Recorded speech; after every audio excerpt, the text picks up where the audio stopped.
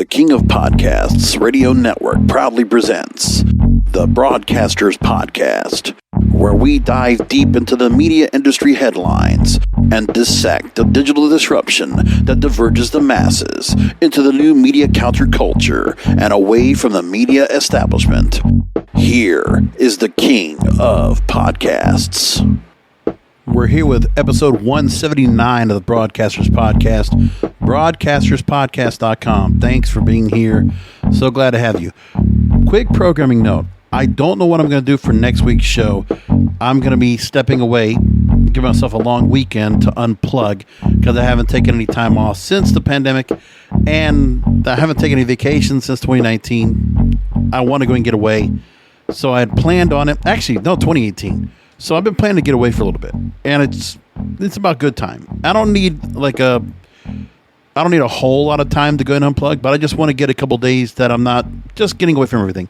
So I might assemble a best of episode where I'll go and cobble some of the interviews that I've done here on the program and bring those up so we can go ahead and play those back in a little bit of composite that we can go ahead and bring up where I feel like I'm going to bring up a theme, most likely radio host that I've had on. I want to go and do that. That's probably where we're going to go with that. And then otherwise, I want to go ahead and get into, then we'll go and get back to our normal schedule. I'll be back by, 4th of July weekend. But that's where I want to go do that right now. At the moment, I think that's where I'm going to go in. That might be the plan for next week. Or I might still do a show and I'll just put something else together. I don't know. It's just that I'll take a short week next week, step away, do that, have fun like that. But then it's also going to put me back a little bit on my other programming because I also keep up content for my wrestling program and for one of my podcasting series, which I need to go and catch up and stack up with some episodes for that. But there's not a whole lot of news right now in that area where I have other stories to talk about. I need to put some things together to consider. So I'll figure that all out soon enough.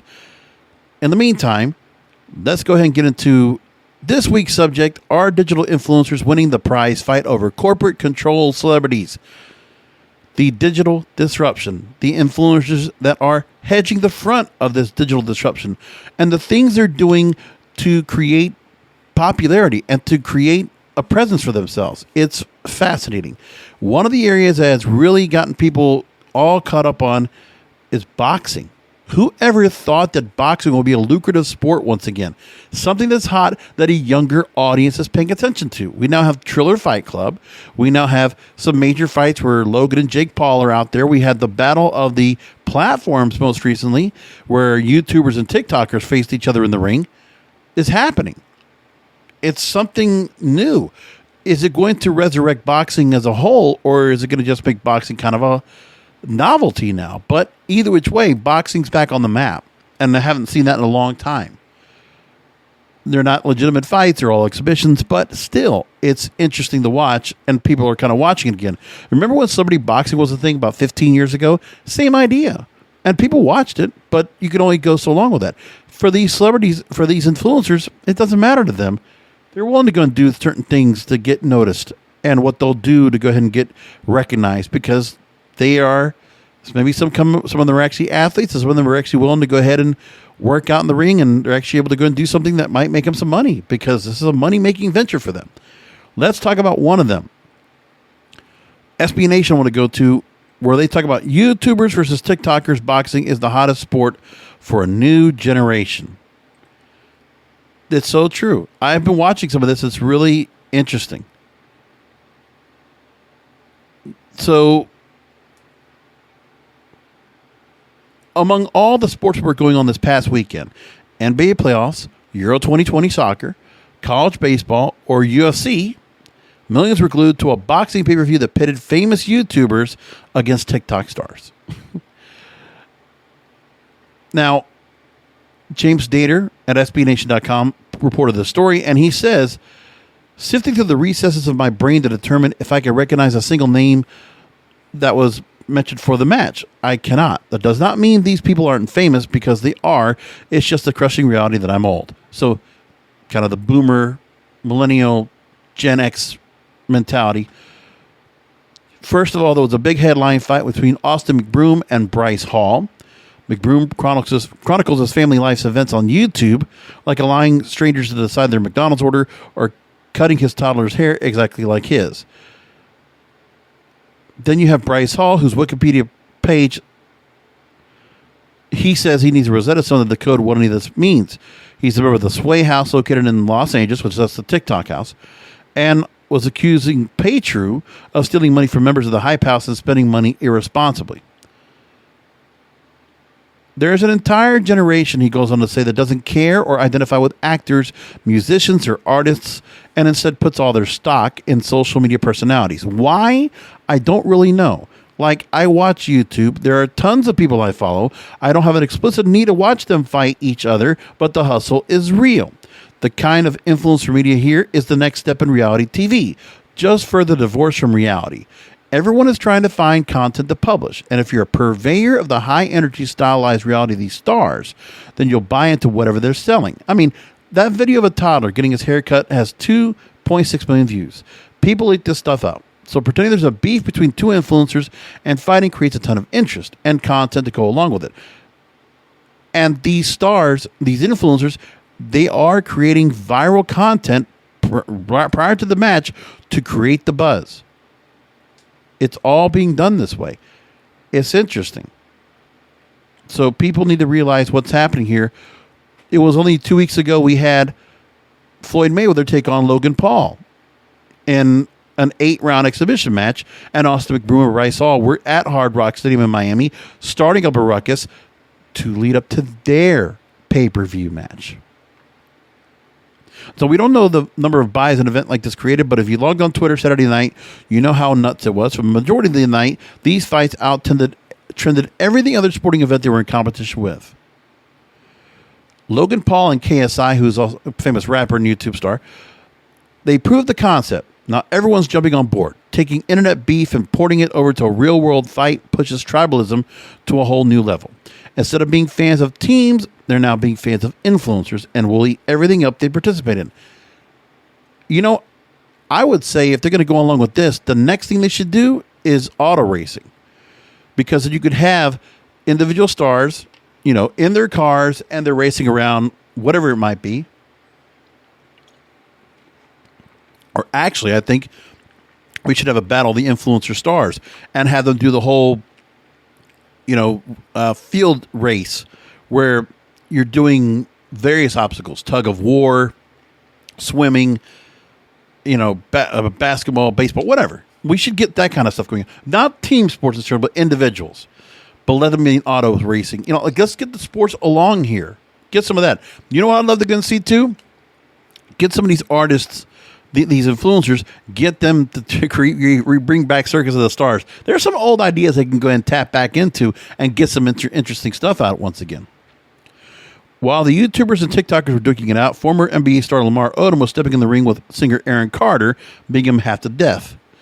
The biggest question isn't whether it works, it's whether these kind of fights represent an existential threat to traditional combat sports. No, it's just a compliment to it. It's a novelty compared to the legitimate, professional, well-salaried athletes that do this for a living. This is not. He even says here, it's not like those sports will vanish overnight. It's about whether this new generation will ever care about fighters who aren't social media celebrities. Perhaps many of them will never tune into other combat sports anyway, but it certainly cuts off any potential interest. Why bother following boxing or MMA intently, learning about their stars, when you could just wait for the latest YouTuber to throw on some gloves and beat someone you already know and watch on a regular basis? There's a lot of money to be made in the short term, but that will still be around when influencers move on to the next thing. That remains to be seen. So, unless you already have an affinity for YouTuber or TikToker so strong you want to watch them in a sloppy, terrible boxing match solely because they're in it, some people, if you're getting into it, he's saying you don't necessarily have to watch it. It feels like a sporting phenomenon made for Gen Z. They should be allowed to enjoy their things without old people ruining it. Agreed. You follow along. This is what I love about the Gen Z community and the influencers here, because they're having fun. They're laughing. They're trolling. They're just like kids from the 80s. They have a feel much like the Gen X generation, Gen Z kind of feels us like that too.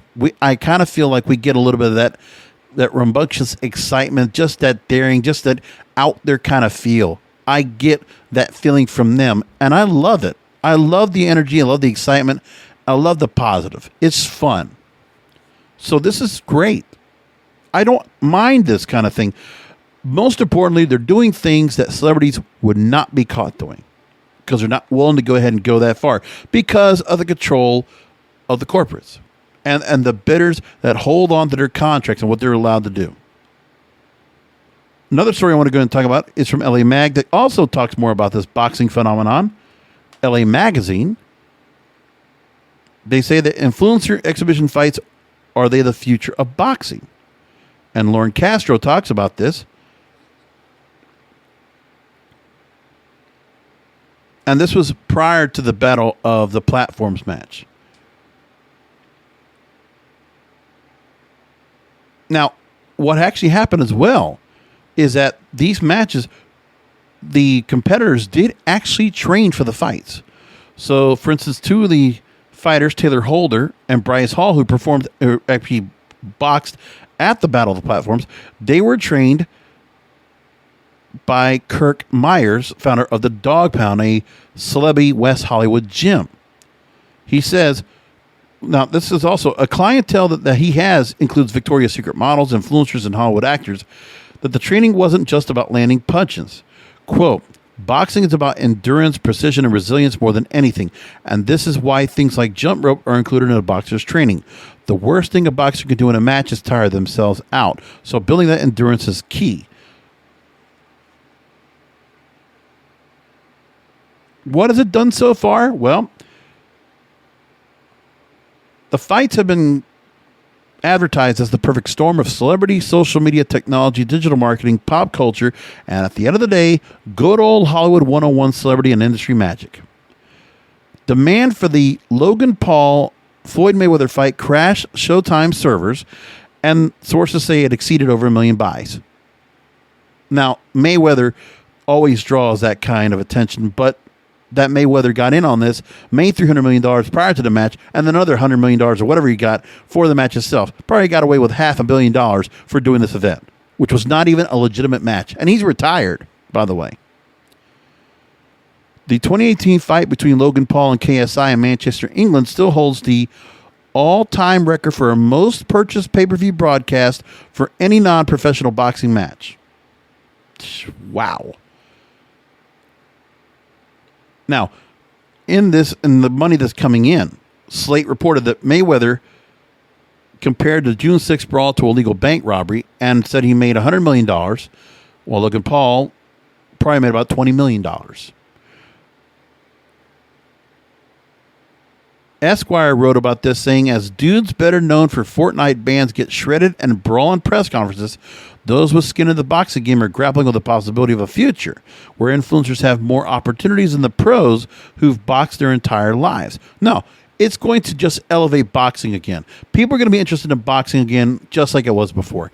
And it's good because boxing's been very much in a lull for a long time, since the days of Riddick Bowe or Lennox Lewis or Buster Douglas or Mike Tyson or, what have you. Vladimir Klitschko. It was just Evander Holyfield. Come on. We just had the 90s were just a boon for boxing. 80s, 70s, a boon for boxing. It was great to watch boxing at the time. Always look forward to it. And what is it doing? Well, let's look at that. Do consumers trust social media influencers? And we look at the stats about this. What are they actually doing? How are they performing across the board? Let's talk about that. So I want to take from a story from slicktext.com. And they got into the study. It was a 2021 survey revealing what the way consumers currently view social media influencers. This is what they got. Now, the methodology, this was based on a survey of 1,100 American adults in March 2021. But here is what they found. This is going to go through a little bit. Well, let's go and go through all this. Key takeaways. A majority of Gen Z respondents, 31.69%, said Instagram has the most genuine influencers, followed by TikTok at 28.67%. Boomers said Facebook at 31%. 1 of 3 respondents said too many sponsored posts are the number one reasons they lose trust in influencers. Then owning the conversation, next takeaway. As marketers strive to gain direct ownership of their contacts, texting is emerging as a popular choice. A majority of Gen Z, 45%, said text messaging is the number one way they'd prefer to communicate with an influencer outside of social media. Millennials said blog posts were their top choice, while boomers indicated email was best. And then next takeaway is influencer purchase decisions with reviews. Influence purchase decisions with reviews. I don't know why it's tongue twisting me, but it is. Most respondents said at 38%, reviews are the most helpful social media content, making sense that when you consider a majority of online shoppers, 52% said reading online reviews is the number one way they conduct research before buying. A majority, 34%, unbiased reviews are the best way for influencers to win their trust. And Gen Z are a notable exception to this threat. The more the merrier is the next takeaway. 1 out of 3 respondents said they would prefer to see content from an influencer they follow several times per day. Celebrities, take note. Values driving sales. Nearly 40% of survey respondents said feeling like they need the product promoted by an influencer is the most likely way to convince them to purchase. If you watch Instagram or TikTok and the level of advertising that's on there, what they're doing to get products in front of you, the targeting, the algorithm, it's fascinating. And much better advertising options and more better appealing advertising to consumers than anything you're seeing on network right now. Even in podcasting, when you have dynamically inserted ads, same thing. It's just what it is. But how does that generate to the advertising space that is available on network, cable TV, and radio, and podcasting for that matter? Aside from the live mentions, right? I want to make sure I say that. Now, they also think about generations varying on trusted platforms, but unite against sponsored posts. Before you start investing in a platform because you think it's perceived as authentic, keep in mind not everyone has the same idea of what makes for genuine social media content. So there are perceptions proving that social media is volatile. Your target audience could have wildly different ideas of what makes authentic content depending on their generation. Ideas that could change fast. But it's important to own your own contacts instead of relying solely on social media audiences. Unless you build out text or email lists for your customers, you won't have a way of engaging them if one platform goes out of vogue or loses its authenticity in your target age group. And that's absolutely true. Volatility is very important when you're doing anything social media-wise because you're trying to go after this audience that completely changes. It's so organic. It's so viral. Something can be viral and then quickly go away a week or 2 weeks later. So you have to stay on top of that. And it's not like you can do long-term campaigns, but if you're able to get something out there and it's lasting enough to get people to go and continue to consume, and buy content, that's what you do. There's a lot of major brands that are tapping into this. And sometimes it's not even the matter of having to have some kind of sponsored post. Because when you're able to create a trend or something that goes viral, then the creators, the influencers themselves will just stand alone. They'll make something popular without even trying. And then on the back end, after there's been some publicity, then these said brands will then go after and approach the influencers. Why not? They'll find something, they'll go with it. I can't tell you how much Instagram and TikTok have been so influential in advertising for some of the things I go ahead and get. Okay, if you were selling things on Amazon, you're some random brand, and if you hear about things, okay, the phrase TikTok made me do it. TikTok made me buy it. I can't tell you how many times there are Amazon products that people are buying right now because somebody recommended it online on TikTok, and people will go look at it and are like, oh, wow, that's cool. Because it's just exploratory. It's nothing else. It's just, when you look at that, it's like amazing.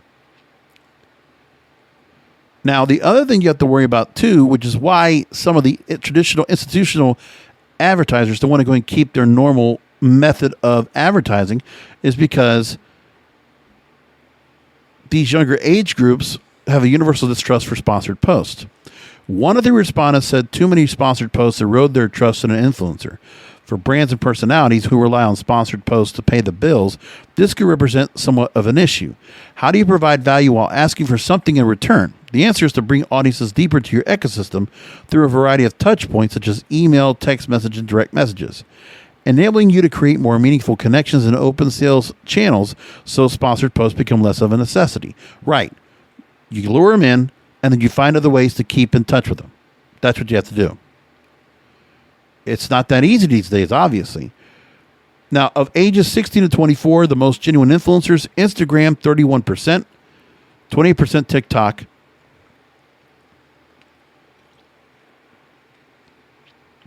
11% Facebook, and about 5% Twitter. Among 25 years old and up, 17% goes to Instagram, 32% goes to Facebook, almost 4% to LinkedIn, 6% to TikTok, almost 9% to Twitter so far, about 1% to Clubhouse so far. What erodes your trust in an influencer? This is interesting. Too many sponsored posts, 31%. Politicized content, 18%. For influencers, they need to watch out for that. That's just me. I think it would work best if they did.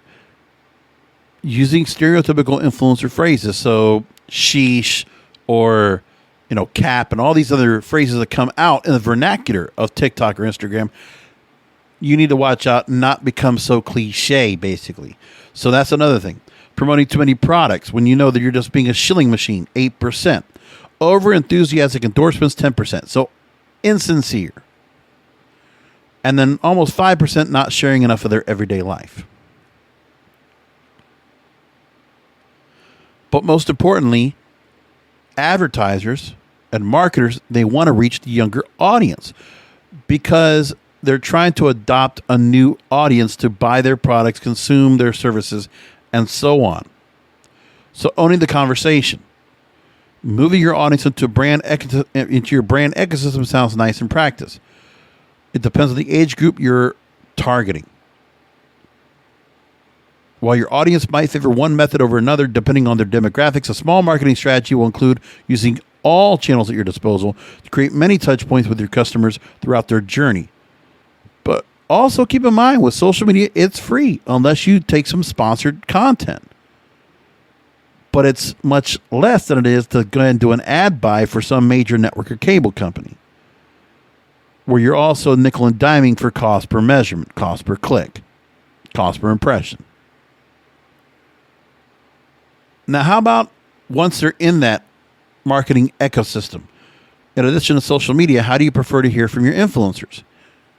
Ages 16 to 24, they responded 33% email, 45% text message, 44% blog posts. Ages 25 to 34, email 45%, text message 31%, blog posts 47%. Not much difference. Email, not as much.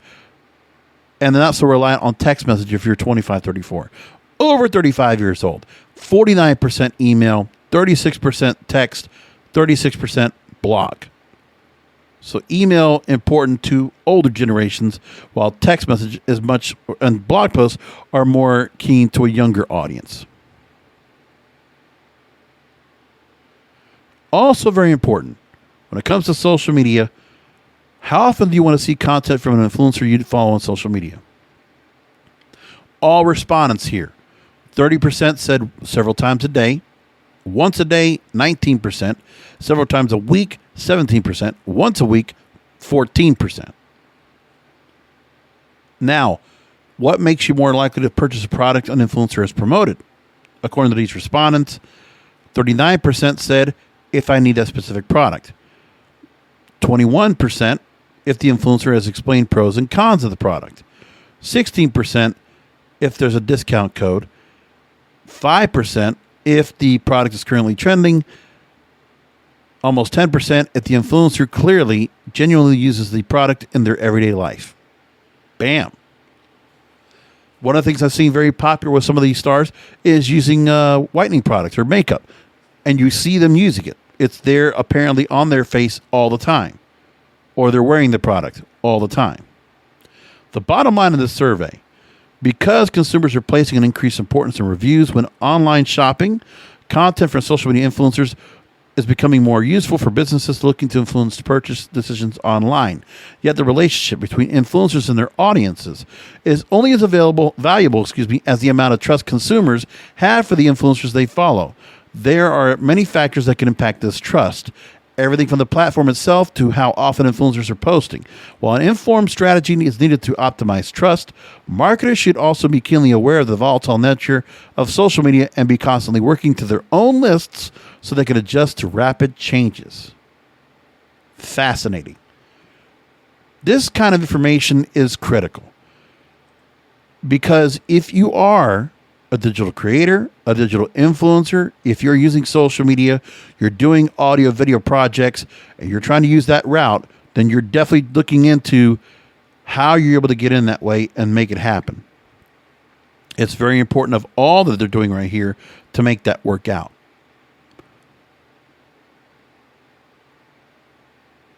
Now, some influencers might ask themselves, well, what can I do to give myself money on a regular basis?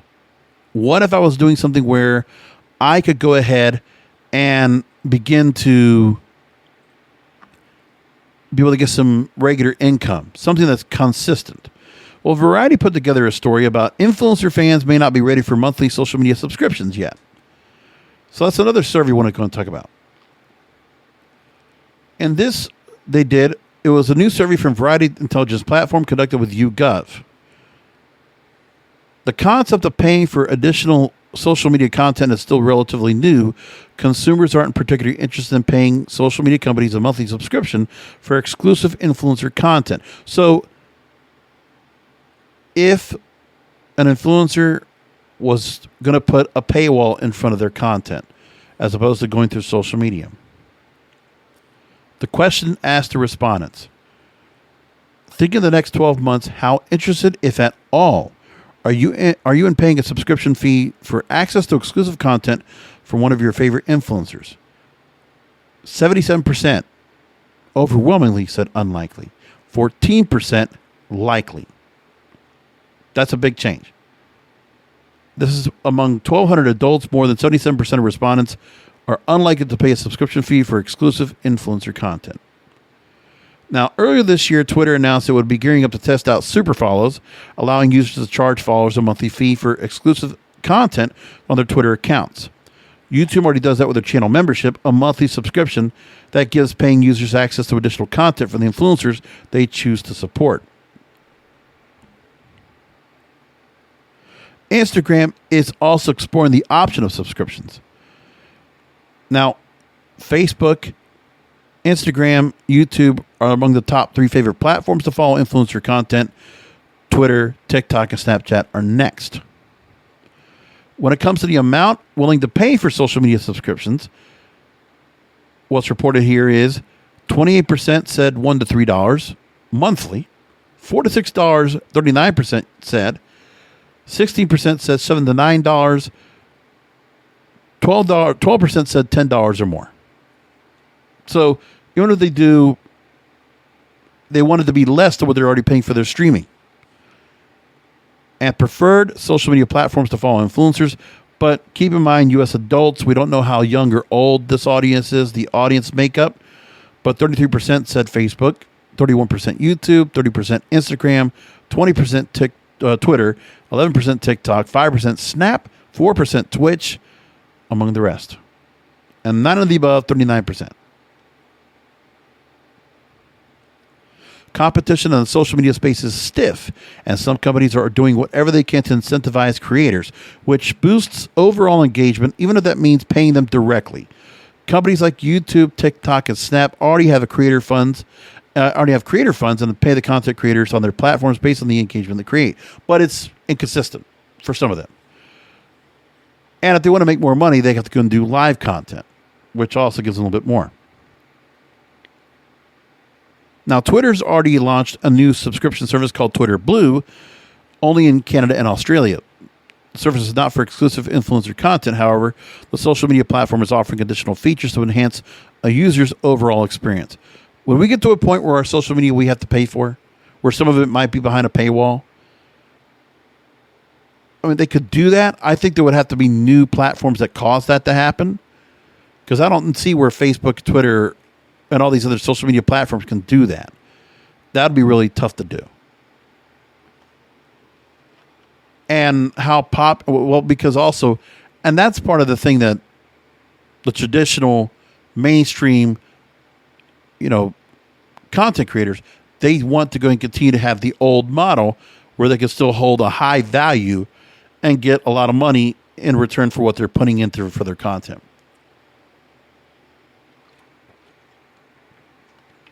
I understand why they want it, but my issue has always been not because why they want it.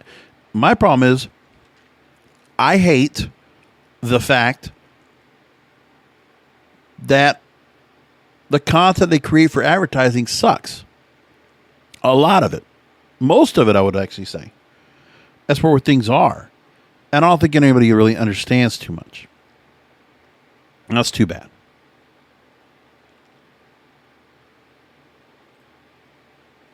Now, celebrities. We need to talk about this and where they are in the mix.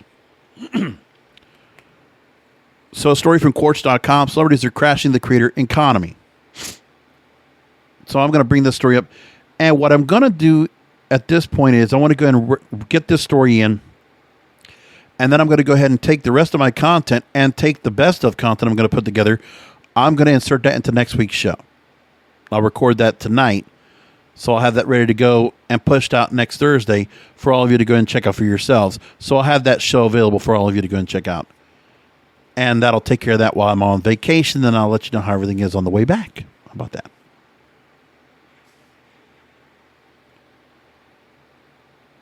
From Quartz.com, celebrities are crashing the creator economy.